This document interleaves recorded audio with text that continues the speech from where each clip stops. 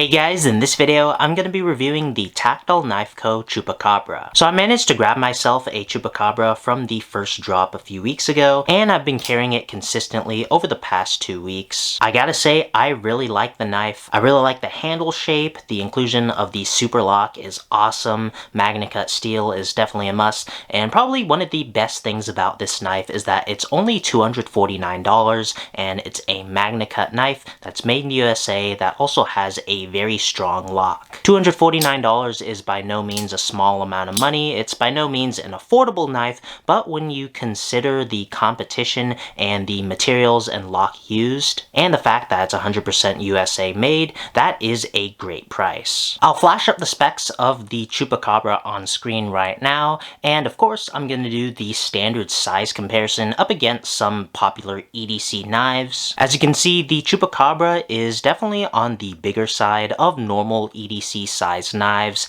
It's more comparable to the Chris Reeve Large Sebenza as well as the Spyderco PM2, and it's ever so slightly bigger than the full-size Bugout and Osborne. And another little comparison is the spine comparison. As you can see, it's definitely on the thicker side due to the inclusion of the Superlock in the spine of the blade, and it's not going to be as thin as a frame lock or axis lock.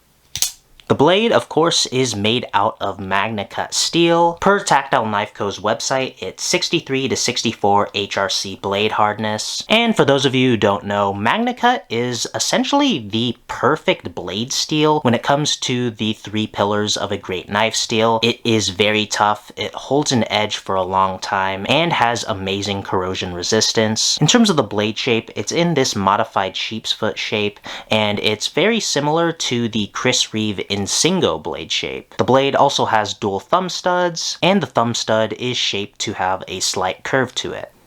Moving on to the locking mechanism, as I said at the beginning, it is utilizing the Sneck Superlock, and what's really nice about the Superlock is that it's very strong and is very easy to use, and what I like to call is finger safe. If you need to close the blade, your fingers aren't getting in the path of the blade while closing it, like say a frame or liner lock. Simply pull back on the Superlock and flick the blade closed. It's very simple and easy to operate, and it's very fun and fidgety.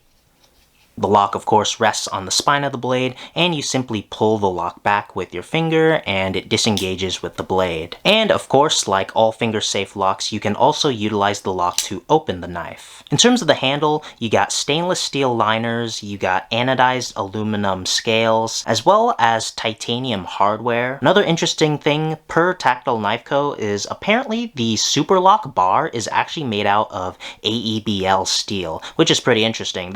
This is probably the first knife I've ever seen that they actually tell you the specific steel utilized in pretty much anything else other than the blade, which I thought was pretty cool. Got some titanium back spacers in the spine, and then you have a stainless steel deep carry pocket clip at the back. The clip is recessed, but the screws aren't. And that brings me to one little gripe about the knife. It doesn't really affect me since I'm right-handed, but what a lot of people, including myself, were a little disappointed is that you have a dual thumb stud knife, a completely ambidextrous finger-safe lock, and yet you can't reverse the pocket clip. The pocket clip on at least the first production version of the Chupacabra is only one-sided. I feel like that was a little bit of an oversight.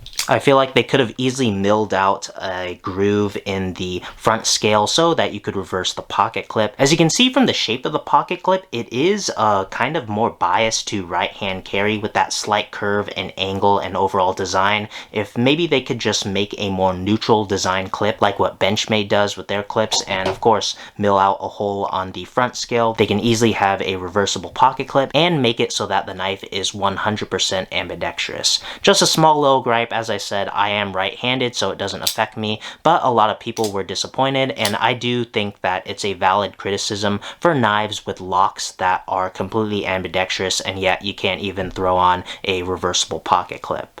In terms of the handle shape, I really like it. It's nice and comfortable. You got some nice curvatures for your 3 fingers back here, as well as a dedicated groove for your index finger. And you can also choke up. It's not really a choil, but of course there is no blade right here, so you can choke up more. And also on the spine of the blade, there is some jimping. Jimping on the spine of the blade is a must for me, so I was really glad the Chupacabra had jimping on the spine of its blade. When you do choke up, the Superlock is not in the way, and you don't have to worry about your thumb accidentally engaging the lock, which is nice. And for me personally, the pocket clip doesn't get in the way, and it's not a hot spot when I'm really gripping down on the knife. I think this is a rock solid knife from Tactile Knife Co. I've never owned any other of Tactile's knives. I know they got their slip joint, they got their liner lock knife, as well as a crossbar locking knife, and the knife that came before this was a very expensive frame lock knife. I think it was a collaboration with TJ Schwartz, but this knife really caught my eye. The Superlock, Magna Cut, nice blade shape, and of course that $249 price tag. Again, $249 for a single knife is by no means cheap or affordable, but for what you're getting, I think that is a solid price. So what do you guys think of the Tactile Knife Co. Chupacabra? I'd definitely like to know down in the comments. So that's gonna do it for this video. Like and subscribe if you enjoyed. Follow me on my socials. If you really love the review, please consider leaving a super thanks in the tip jar below,